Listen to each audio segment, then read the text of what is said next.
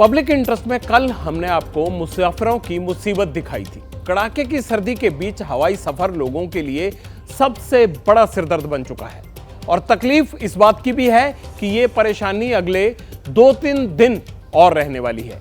वैसे सड़क और रेल से यात्रा करने वाले सोचते होंगे कि हवाई जहाज से जाने वालों का बढ़िया है यार, मजे से जाते हैं, आराम से उड़कर पहुंच जाएंगे, यहां जाना हो या वहां जाना हो। लेकिन आजकल हवाई सफर करने वालों का सबसे बुरा हाल है। रेलगाड़ियां तो फिर रेंगते रुकते कहीं ना कहीं अटकते हुए पहुंच ही जाती हैं अपनी मंजिल पर, लेकिन मौसम की मार से देश के दर्जनों हवाई अड्डे, फ्लाइट्स वहां पर रनवे से हिल नहीं रही हैं, लगातार कैंसिल हो रही हैं और पैसेंजर्स की प्रॉब्लम में इजाफा। महंगे टिकट खरीदने के बाद भी लोग सिरदर्द मौसम में एयरपोर्ट पर खड़े खड़े इस तरह से लगते हैं, इस तरह से इंतजार करना पड़ता है, इस तरह से धक्के खाने पड़ते हैं जैसे एयरपोर्ट नहीं बस अड्डा हो।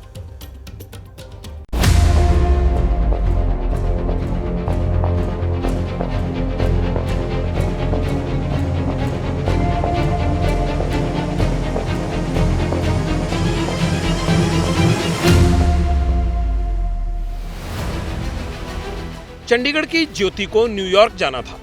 कोहरे से जूझते हुए ज्योति तो किसी तरह मोहाली के एयरपोर्ट पर पहुंच गई, लेकिन जिस फ्लाइट को अमेरिका जाना था वो 48 घंटे में 2 बार कैंसिल हो गई। मेरी 2 इंडिगो की जो फ्लाइट्स हैं वो कैंसिल हुई हैं कल से लेकर। कल सुबह एक थी, एक आज सुबह थी, दोनों कैंसिल हो गई। फिर हमने इमरजेंसी में विस्तारा की कराई। ये वाली बहुत एक्सपेंसिव मिली लास्ट मोमेंट में। फ्लाइट लेट है या कैंसिल हो गई, एयरलाइंस इस बात की सूचना पहले ही मुसाफिरों को दे देता है, तो ज्योति जैसे हजारों यात्रियों को इस भीषण सर्दी में हवाई अड्डे की खाक छाननी नहीं पड़ती। करनाल से आए हरविंदर सिंह को कनाडा जाना था, लेकिन फ्लाइट तो छोड़िए, वो एयरपोर्ट पर एक कप चाय के लिए भी मुहाल हो गए। अभी यहाँ हम घूम रहे हैं पागलों की तरह, कोई यहाँ फैसिलिटी नहीं है, कुछ नहीं, कोई पूछ नहीं रहा यहाँ पे। इससे अच्छा तो कलकत्ता का बस स्टैंड है यार, कम से कम चाय तो देते हैं वो। ये तो बकवास है ये। अगर सर्दी में परेशान है, इधर उधर धक्के खा रहे हैं, घर भी नहीं जा सकते हैं और इधर कोई रहने का ठिकाना नहीं है। रीजन कोई नहीं बताया उन्होंने, बस सॉरी कहा एक बारी। कतर से अरविंद चौहान छुट्टी मनाने निकले थे, लेकिन दिल्ली उतरते ही कोहरे के कुचक्र में ऐसे फंसे कि बनारस तक जाना मुश्किल हो गया। रही सही कसर एयरलाइंस कंपनी ने पूरी कर दी, उनको उनके हाल पर छोड़ दिया। इधर फ्लाइट नहीं है, कुछ भी नहीं है, इधर क्या करेगा। ये लोग बोलता है कल का मैं टिकट देता हूँ, बोले कि क्लियर, मैं बोला क्लियर है, कहता नहीं क्लियर नहीं है कोई, तो मैं तो बनवा लिया कल के लिए, नहीं होगा तो मैं बस से जाएगा, कोई क्लियर नहीं बताता है लोग। कोहरा और धुंध कम होने का नाम नहीं ले रहे।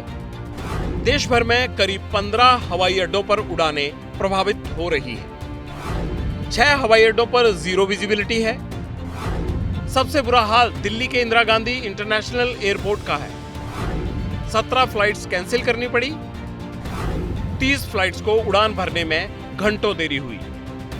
लेकिन हवाई जहाज में सफर करने वाले यात्रियों की मुश्किलें अभी भी खत्म होने वाली नहीं हैं, क्योंकि मौसम में फिलहाल कोई बदलाव नहीं होने जा रहा। तापमान या मौसम में अचानक किसी बदलाव की फिलहाल उम्मीद नहीं है।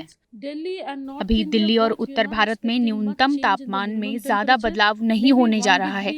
हो सकता है कि न्यूनतम तापमान में 1 डिग्री तक की बढ़ोतरी हो, लेकिन दिल्ली और आसपास के क्षेत्र में कोहरा अभी जारी रहेगा। हरियाणा और पंजाब में और ज्यादा सर्दी हो सकती है।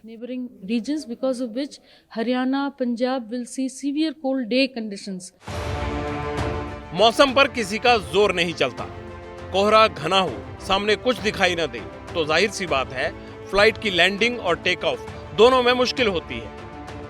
लेकिन हवाई सफर के नाम पर भारी भरकम रकम वसूलने वाली एयरलाइंस कंपनियां मौसम का बहाना बनाकर पहले तो कई घंटे फ्लाइट्स लेट का बहाना बनाती हैं और फिर अचानक उड़ान ही रद्द कर दी जाती है, बिना इस बात की परवाह किए कि सफर पर निकले मुसाफिर एयरपोर्ट पर किस हाल में रहेंगे। उन्हीं में से किसी मुसाफिर के सब्र का पैमाना छलक जाता है तो फ्लाइट में कैप्टन से हाथापाई करने जैसी घटनाएं सामने आती हैं।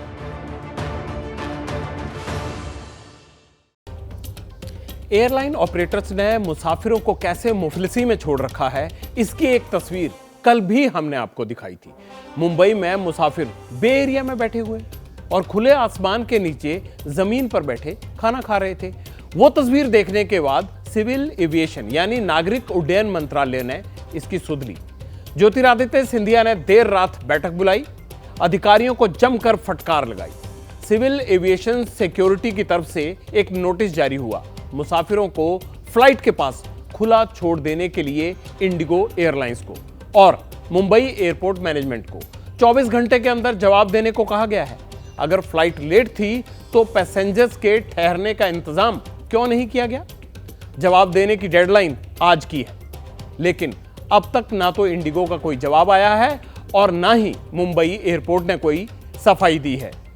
जवाब जो भी आएगा वो पब्लिक इंटरेस्ट में आपके सामने हम जरूर लाएंगे। खैर, ये तस्वीर हमने आपको इसलिए दिखाई क्योंकि इसी तरह की तस्वीरों ने के आधार पर फ्लाइट लेट होने की सूरत में directorate general of civil aviation यानी डीजीसीए ने एयरलाइन कंपनियों के लिए नए नियम लागू किए हैं। ये क्या कहते हैं, ध्यान से देख लीजिए क्योंकि ये आपके काम की जानकारी है। अगर फ्लाइट 2 से 4 घंटे लेट हो तो एयरलाइन कंपनियों को यात्रियों के खाने पीने का इंतजाम करना पड़ेगा। अगर आपकी उड़ान 6 से ज्यादा घंटे लेट हो जाती है तो फिर शेड्यूल से 24 घंटे पहले यात्रियों को बताना होगा। इस सिचुएशन में यात्री को दूसरी फ्लाइट या रिफंड मांगने का अधिकार होगा। अगर रात 8 बजे का प्लेन पकड़ना है लेकिन सुबह 3 बजे तक डिले हो गया तो फिर पैसेंजर के ठहरने का इंतजाम करना होगा और वो भी अपनी जेब से करेगी एयरलाइंस कंपनी। ये तो बात हुई फ्लाइट की देरी की, लेकिन अगर उड़ान रद्द हो जाती है तो क्या होगा? नए नियम क्या कहते हैं इस बारे में? नए नियम कहते हैं एयरलाइंस की तरफ से यात्रियों को सूचित करना जरूरी होगा। उड़ान से 24 घंटे पहले यात्री को सूचित किया जाना चाहिए। दूसरी फ्लाइट या फुल रिफंड मांगना यात्री का अधिकार होगा। अगर एयरलाइंस ने कैंसिलेशन की जानकारी नहीं दी तो यात्री फुल रिफंड के साथ साथ मुआवजे का भी हकदार होगा।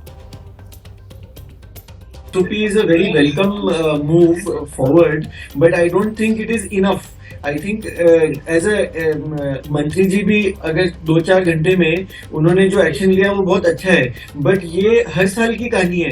तो आई थिंक इनको एक छोटी कोई कमेटी बैठानी चाहिए जो और concrete SOPs निकाले, not only for now.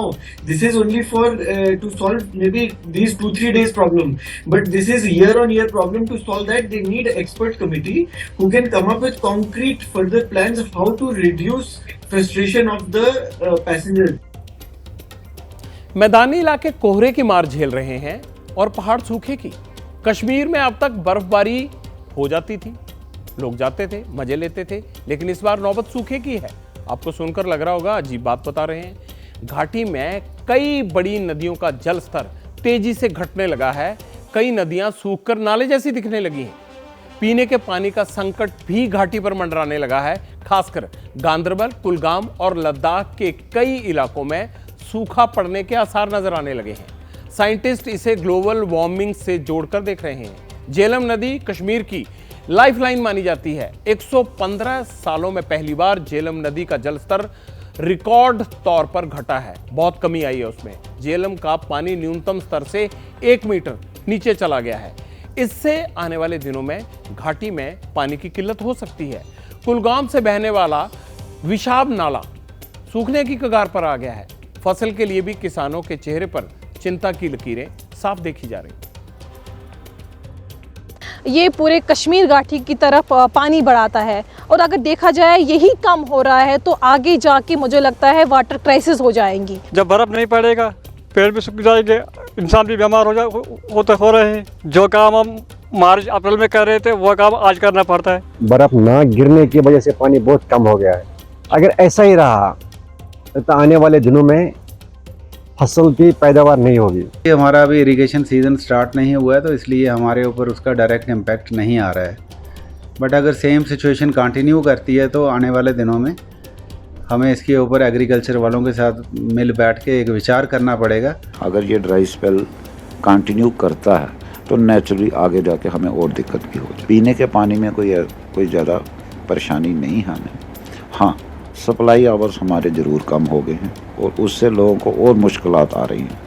विशेषज्ञों के अनुसार इस समय झेलम का जल स्तर जो न्यूनतम है उससे तकरीबन 1 मीटर नीचे चला गया है, जिसके कारण आने वाले दिनों में पूरी कश्मीर घाटी में न सिर्फ सिंचाई का संकट पैदा होगा बल्कि जल आपूर्ति यानी पीने के पानी और बिजली की सप्लाई पर भी इसका असर पड़ेगा। और आने वाले दिनों के लिए लोगों को सतर्कता बरतने के लिए कहा गया है। यहाँ तक कि पब्लिक हेल्थ इंजीनियरिंग यानी जल शक्ति विभाग ने लोगों को कम से कम घरों में पीने का पानी स्टोर करके रखने के लिए कहा गया है, क्योंकि अगर यही हाल बना रहा तो आने वाले दिनों में किसी भी समय घरों के लिए जल की आपूर्ति रुक सकती है। इन दिनों घाटी में वैसे कड़ाके की सर्दी पड़ती है। क्लाइमेट चेंज का असर यह है कि कश्मीर का तापमान सामान्य से 10 डिग्री सेल्सियस ज्यादा है। इस बार घाटी में कब बर्फबारी होगी और इसकी कितनी उम्मीद की जा सकती है? जिस रेट से ग्लेशियर्स श्रिंक कर रहे हैं ऑलरेडी, इसमें और जो है तेज़ी आएगी, क्योंकि आपका स्नोफॉल हुआ नहीं है और तो और रैपिडली जो है ग्लेशियर्स वगैरह आपका श्रिंक कर सकते हैं। ग्राउंड वाटर रिचार्ज जो है आपका एक मसला बन सकता है। इस तरह एग्रीकल्चर हॉर्टिकल्चर सेक्टर को ये हिट कर सकता है, टूरिज्म को जो है ऑलरेडी हिट कर। इस टाइप के जो एक्सट्रीम वेदर इवेंट्स हैं ये ओवर द ईयर्स बढ़ रहे हैं और आने वाले सालों में भी ये बढ़ सकता है। मौसम से हाल इतना बुरा है कि आप शायद सुनकर यकीन नहीं मानेंगे। मंगलवार को एक ट्रेन को गाजियाबाद से दिल्ली पहुंचने में 7-8 घंटे लग गए। रास्ता बेशक 15 मिनट या 20 मिनट का था, लेकिन धुंध के कारण पटरी पर फैली रेलगाड़ियों की कंजेशन के कारण ऐसा जाम हुआ कि ट्रेन को गाजियाबाद से दिल्ली बढ़ने में घंटों इंतजार करना पड़ा। यही हाल प्लेन के मुसाफिरों का भी है। हमारा सिर्फ यही कहना है, अगर किराया पूरा वसूला जाता है, सरचार्ज लगता है, टैक्स वसूला जाता है, तो फिर सर्विस भी बढ़िया होनी चाहिए। 1-2 घंटे की देरी समझी जा सकती है, लेकिन पूरा दिन ही खराब हो जाए तो फिर पब्लिक इंटरेस्ट में चिंता के साथ साथ सरकारों को आगाह करना भी बनता है, और ये काम हम हमेशा करते रहेंगे। जैसे ही घड़ी का काटा दोपहर 2:30 पे आए, बबीता जी का दिल सास बहू साजिश के लिए मचल जाए। और ये है इनकी बहू, पूरे दिन ऑफिस की टेंशन हो जाए गॉन जब ये करें अपना फेवरेट शो फ्री टाइम पे ऑन। इनकी तरह आप भी देखिए अपना फेवरेट शो अपने टाइम पर और डाउनलोड कीजिए एबीपी लाइव ऐप अपने स्मार्ट टीवी पर।